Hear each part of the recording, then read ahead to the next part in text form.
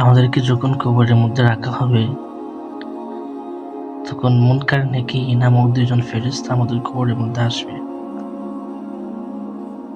তারা এসে আমাদেরকে প্রশ্ন করবে, মার রব্বুক, মা দীনুক, মা হাযার রাজুলু বুইসা ফীকুম। তোমার রব কে, তোমার দিন কি?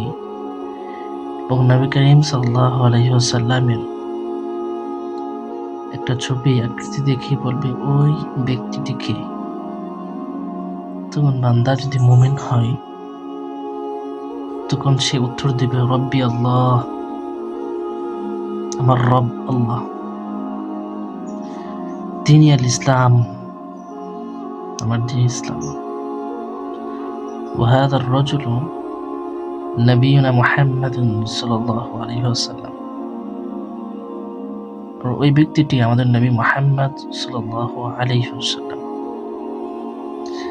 তখন আসমান থেকে আল্লাহ তাআলা ঘোষণা করবেন, فينادي مناد من السماء أن صدق عبدي فأفرشوه من الجنة وألبسوه من الجنة وافتحوا له بابا إلى الجنة।